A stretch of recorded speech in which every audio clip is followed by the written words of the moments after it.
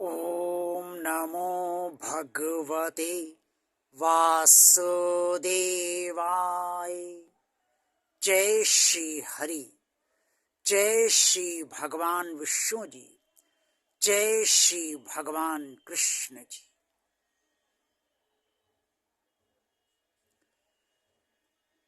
कुरुक्षेत्र के मैदान में अगर अर्जुन को अपने स्वजनों को देखकर जो संग्राम में उसके विरुद्ध खड़े हुए थे, मोह उत्पन्न ना होता तो भगवान श्री कृष्ण जी को, अपने प्रिय सखा अर्जुन को इतना समझाना ना पाता, और वो ज्ञान तब हम सब मनुष्यों को प्राप्त ना हो पाता जो ज्ञान भगवान श्री कृष्ण जी ने अर्जुन के मोह को दूर करने के लिए ही किया। ये कृपा है भगवान श्री कृष्ण जी की कि उन्होंने अर्जुन को मात्र निमित्त मानकर समस्त मनुष्यों के लिए वो पवित्र ज्ञान दिया, जिससे हम सब परमात्मा की प्राप्ति कर सकें और जीवन में जब कभी धर्म संकट में पड़ जाएं तो उस संकट का समाधान कर सकें और अपने जीवन को अच्छे से चला सकें। अध्याय 2 श्रीमद् भगवद गीता के अध्याय 2 श्लोक 34 में स्पष्ट तौर पर वर्णित है कि अपने स्वजनों को देखकर अर्जुन भगवान श्री कृष्ण जी से कहने लगे कि मेरे चाचा, मेरे साले, मेरे भाई बंधु, कौरव सहित सारे रिश्तेदार सब मेरे विरुद्ध खड़े हुए हैं। इनको मैं कैसे मारूं? इनको मैं मार ही नहीं सकता। ये अध्याय 1 श्लोक 34 में स्पष्ट तौर पर वर्णित है। और श्रीमद् भगवद गीता के अध्याय 2 श्लोक 4 में स्पष्ट तौर पर वर्णित है कि अर्जुन भगवान श्री कृष्ण जी से कहते हैं कि मेरे गुरु द्रोणाचार्य जी और पितामह भीष्म, इनको मैं कैसे मार सकता हूँ? पितामह भीष्म की तो मैं मार ही नहीं सकता और द्रोणाचार्य जी को भी नहीं मार सकता, क्योंकि ये दोनों मेरे परम पूजनीय हैं और इनको मैं मारकर युद्ध जीतना नहीं चाहता। तब भगवान श्री कृष्ण जी ने अर्जुन को समझाते हुए कहा कि हे अर्जुन, ये समय मोह करने का नहीं है, ये समय कर्तव्य करने का है। अर्थात उन्होंने मनुष्यों से कहा कि जब कर्तव्य करने का समय हो, जब आप सबको अपना कर्तव्य संपूर्ण करना हो, तब आप सब अपना कर्तव्य बिना किसी मोह के संपूर्ण अवश्य करें। प्रेम और मोह में बहुत भारी अंतर है। प्रेम तो धृतराष्ट्र ने अपने पुत्र दुर्योधन से बहुत अधिक किया, इतना अधिक किया कि वो प्रेम मोह में बदल गया। प्रेम तो हम सब करते हैं। प्रेम तो श्री राधा जी भगवान श्री कृष्ण जी से भी करती हैं और भगवान श्री कृष्ण जी श्री राधा जी से भी प्रेम करते हैं। प्रेम तो सारी गोपियां भगवान श्री कृष्ण जी से करती हैं और भगवान श्री कृष्ण जी सारी गोपियों से प्रेम करते हैं।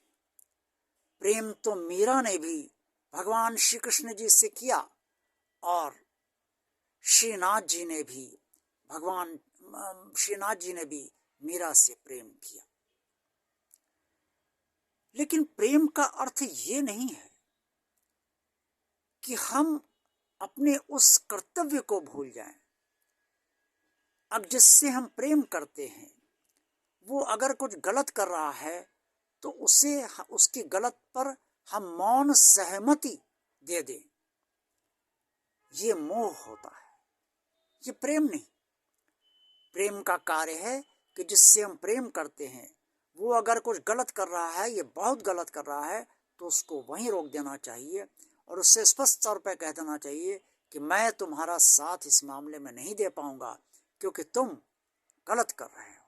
मैं प्रेम जरूर तुमसे करता हूं, लेकिन इसका मतलब ये नहीं है कि तुम जो भी गलत करोगे उसमें भी मैं तुम्हारा साथ दूंगा। एक छोटी सी कहानी है। एक राजा था और वो बहुत न्यायप्रिय था। एक दिन उसका पुत्र किसी अपराध में पकड़ा गया।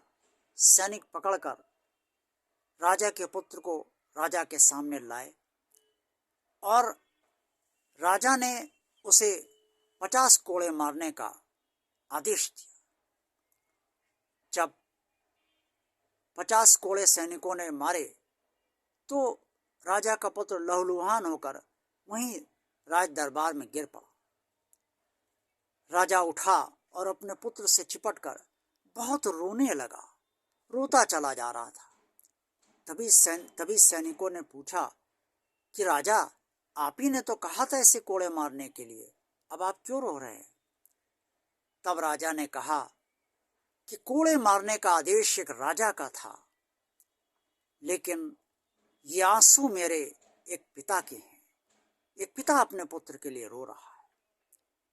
इससे ये पता चलना चाहिए कि जब सत्य न्याय और धर्म की बात चलती है, उस समय सिर्फ सत्य न्याय और धर्म का ही पक्ष लिया जाना चाहिए। उस समय ना तो कोई हमारा नाता होता है, ना कोई रिश्ता होता है, और ना ही हम स्वयं भी हमें बाधा सत्य न्याय धर्म के बीच में नहीं खड़ी करनी चाहिए। आखिर भीष्म पितामह द्रोणाचार्य भी तो अर्जुन के और पांडवों के स्वजन थे, लेकिन वो ठीक है, वो अपनी स्थिति परिस्थिति से बंधे हुए थे। भीष्म पितामह अपनी शपथ के कारण, द्रोणाचार्य राज शासन से, राज सिंहासन से का नमक खाते थे, इसलिए बंधे हुए थे। इसी तरह से कृपाचार्य की भी स्थिति थी, लेकिन खड़े तो वो पांडवों के विरुद्ध थे ना, और पांडव चूंकि धर्म के पथ पर थे, इसलिए वो सब धर्म के विरुद्ध खड़े हुए थे। तो अब उनसे कैसे मोह उनसे किया जाना चाहिए जो हमारे ही विरुद्ध इसलिए खड़े हो जाएं कि उनकी शपथ बड़ी है धर्म से, और किसी का राज सिंहासन से लिया गया जो सुविधाएं हैं, जिसे नमक कहते हैं आम भाषा में, वो नमक खाया है, उसका ऋण चुकाना है, इसलिए वो खड़े हुए हैं हमारे विरुद्ध। तो भगवान श्री कृष्ण जी ने यही कहा कि तुम मोह मत कर और युद्ध कर। उन्होंने ये नहीं कहा कि तुम प्रेम मत कर। प्रेम तो सभी से भगवान श्री कृष्ण जी ने कहा है किया जाए, क्योंकि प्रेम का संपूर्ण अवतार भगवान श्री कृष्ण जी स्वयं है, और वो स्वयं ही सबके प्रेम की कद्र करते हैं। भक्त को भगवान श्री कृष्ण जी ने कहा भक्त मुझे बहुत प्रिय है, इसीलिए कहा क्योंकि भक्त में प्रेम होता है, और भगवान श्री कृष्ण जी को प्रेम चाहिए, सिर्फ प्रेम। लेकिन जब उन्होंने देखा कि अर्जुन प्रेम नहीं कर रहा है, अर्जुन को मोह हो गया है अपने रिश्तेदारों से, कौरवों से, चाचा ताऊ सगे संबंधियों से, भीष्म पितामह से, द्रोणाचार्य से, कृपाचार्य से, तब उन्होंने उसका मोह दूर करना उचित समझा, और ये स्पष्ट तौर पे कहा कि यदि तू मोहवश भी युद्ध नहीं करेगा तो तेरी प्रकृति तुझे युद्ध में लड़वा देगी, क्योंकि तू क्षत्रिय प्रवृत्ति का है, और क्षत्रिय का स्वभाव ही युद्ध करना होता है। जब जब धर्म की रक्षा की बात उठती है तो क्षत्रिय को युद्ध करना ही पड़ता है, ये उसकी प्रवृत्ति होती है। इस तरह से आप सब समझ सकते हैं कि आप सब प्रेम अवश्य कीजिए, सबसे कीजिए, जिससे भी आप करते हैं बेतहाशा प्रेम कीजिए, लेकिन मोह मत कीजिए। अगर कुछ गलत हो तो मोह मत कीजिए। इसलिए अपने कर्तव्य दायित्व तो दायित्व का पूरा ध्यान रखिए, किसी के साथ अन्याय ना हो, किसी के साथ अधर्म ना हो, किसी के साथ असत्य ना हो, इसका भी ध्यान आपको सबको रखना ही चाहिए। ये नहीं कि आप जिससे प्रेम करते हैं वो अधर्म कर रहा है, अन्याय कर रहा है, असत्य के पथ पर चल रहा है, तो भी आप उसका साथ दिए जा रहे हैं। ऐसा नहीं होना चाहिए। अगर आप ऐसा करते हैं तो आप प्रेम नहीं करते, आप मोह करते हैं। इस तरह से आप अपना भी विनाश कर रहे हैं, न सिर्फ इस जन्म में बल्कि अगले जन्म के लिए भी, और उसका भी विनाश कर रहे हैं जिससे आप मोह कर रहे हैं, इस जन्म के लिए उस जन्म के लिए। क्योंकि अगर धृतराष्ट्र मोह न करते और दुर्योधन से को युद्ध करने के लिए मना कर देते, आदेश न देते कौरवों को युद्ध करने के लिए, तो इतना बड़ा महाभारत होते ही ना, और दुर्योधन की भी ना तो टांग टूटती और ना ही दुर्योधन की ये स्थिति होती और सारे कौरव मारे भी ना जाते। इसके लिए जिम्मेदार सिर्फ धृतराष्ट्र का मोह। मोह जहां होगा वहां विनाश अवश्य होगा, और जहां प्रेम होगा वहां हमेशा शांति होगी, स्थिरता होगा और स्थिरता होगी और विकास होगा। आज का वीडियो आप सबको कैसा लगा? अच्छा लगा है तो इसे लाइक कीजिए। भगवान और आप चैनल को सब्सक्राइब करते रहिए, ज़्यादा से ज़्यादा लोगों को प्रोत्साहित करते रहिए, क्योंकि ये भगवान के लिए आप सब कर्म कीजिए। जो कर्म आप सब्सक्राइब करने का करेंगे भगवान के लिए, उसका श्रेष्ठ फल भगवान ही आपको देगा। भगवान के कार्य को आगे बढ़ाइए। कमेंट्स बॉक्स में आप सबको जो भी आप कहना चाहते हैं अवश्य कहिए, अपने सुझाव दीजिए और ज़्यादा से ज़्यादा लोगों को भगवान और आप चैनल को शेयर कीजिए। इस वीडियो को भी शेयर आप, यदि आपको पसंद आया, ज़्यादा से ज़्यादा लोगों को शेयर अवश्य कीजिए। ओम नमो भगवते वासुदेवाय। जय श्री हरि, जय श्री भगवान विष्णु जी, जय श्री भगवान कृष्ण जी। भगवान श्री कृष्ण जी आप सबका कल्याण करें।